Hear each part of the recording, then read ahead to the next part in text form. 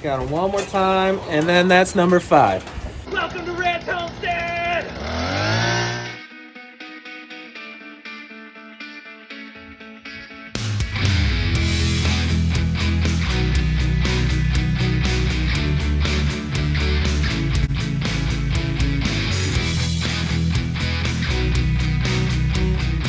Good afternoon, one and all. Welcome back to Red's Homestead. You might see I got a little haircut. Finally.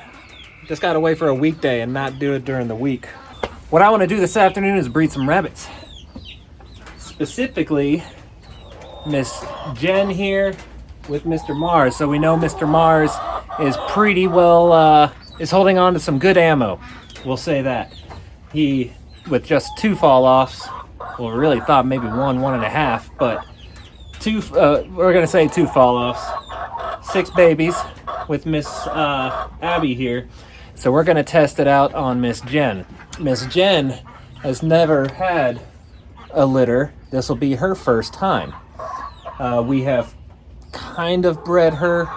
It wasn't really successful. Didn't have very good fall-offs. We had to separate them. And this was a long time ago, actually, before winter. So we're going to give her another try. I'm going to be taking Miss Jen from her cage. She is the female. And I will be taking her over to Mars. And what I'm going to do is have her inside the cage. Mars is more than likely going to be jumping on top or chasing her around in circles. And eventually he will mount, do his thing, fall off, take a little breather, and hopefully do it over again a couple times. Now, we don't know how Miss Jen is going to be pregnant-wise or breeding-wise. She is a tubby. It could have some complications. Hopefully not, but we want to give it a shot. And if it doesn't, she is probably going to be out of our circle. All right. I couldn't even get the camera over here. We've already had 1 fall off.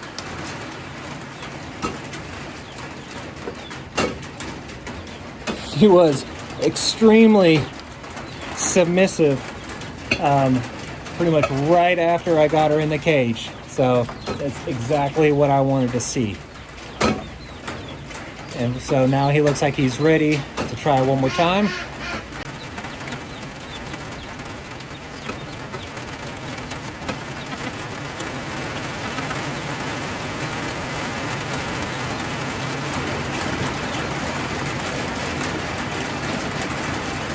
That may or may not have been successful. That was pretty quick. He was latched on, but we're gonna keep going, and they seem pretty docile right now. I'm sorry about the rain, but I think this might be good for a 3rd try.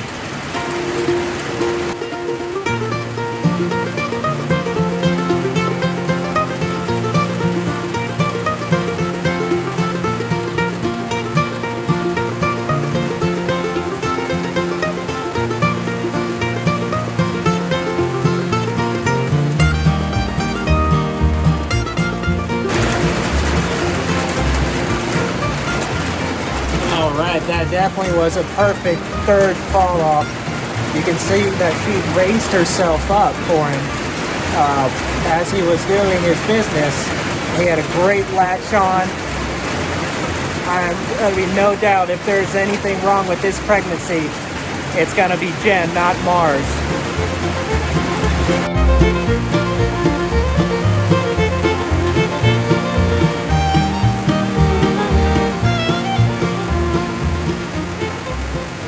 What I really like seeing is Mars here, his energy.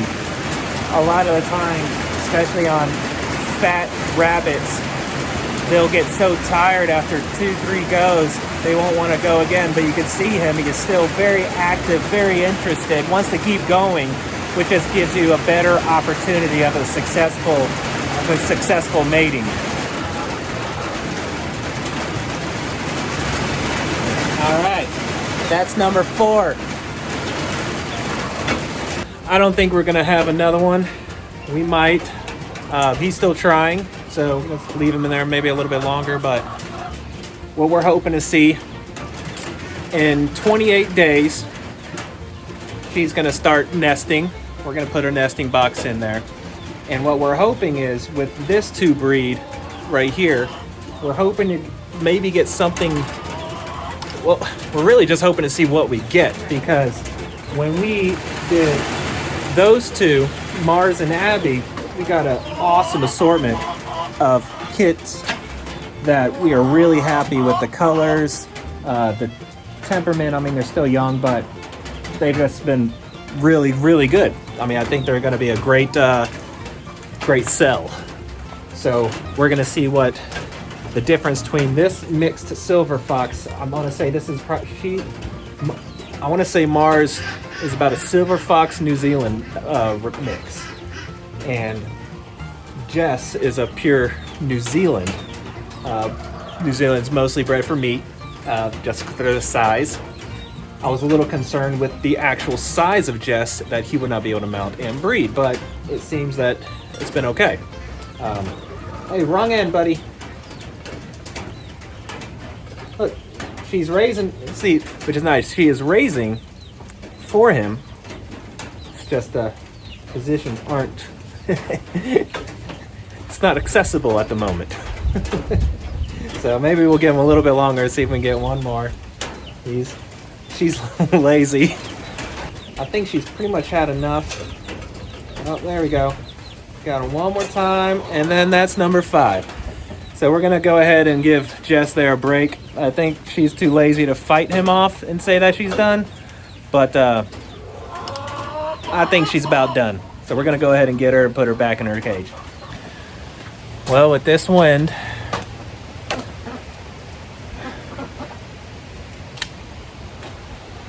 lost the greenhouse. And yeah, that's what I think happened. The roof filled with water because it wasn't pulled tight, and it bent that T-post because of the weight. It's a bummer. Looks like I'm building one before the winter. Luckily I have a few months to figure out how I'm going to pay for that. We're going to avoid the bad stuff because I'm actually having a good day. We had a great successful breeding, so we're going to put that out of our mind right now. And we're going to look at some veggies. Bet you guys can guess what those are. Those are my radishes coming up. And yesterday, I actually harvested some garlic. I'll give you a showing here, just real quick of how I did it and how I'm drying them. I'm doing half of them right now, and half of them I'm going to let go flower so that those I can replace and replant next year. And I'm simply just hanging them here in the barn and let them dry out. So we're looking forward to those. And Shannon actually had a cool nifty trick that she did the other day when it was hot. And basically it's just freezing pieces of corn in water, making an ice cube out of it essentially, and throwing it to the chickens. So I made some corn and blueberries and froze it in water in an ice cube tray. So we're about to see how these girls like it. Gosh, these chickens are spoiled. They don't know what to do yet. It'll melt very fast because it's like 90 degrees today. As long as nobody... I was a little concerned because of their ice cube size with the ducks. Yeah, I'm sure it'll be fine. So it's gonna be about it for today. Just even though the weather was just crazy, I should have waited till right now, but these storms have been coming up and powerhousing and then just disappearing. But I wanted to leave with just an update on the chickens. Not our chickens, the ones that have had chicks. One of them is Blondie. She doesn't really care about us. She lets us get almost as close as we want. And then we still see Red every once in a while. We don't even feed them. We don't water them. They are 100% self-sustaining, free-ranging chickens. We'll see if they're gonna stick around this area. I am kind of worried because they're getting close to the garden. They haven't shown interest in the garden yet, even though they're close to it, but they were there.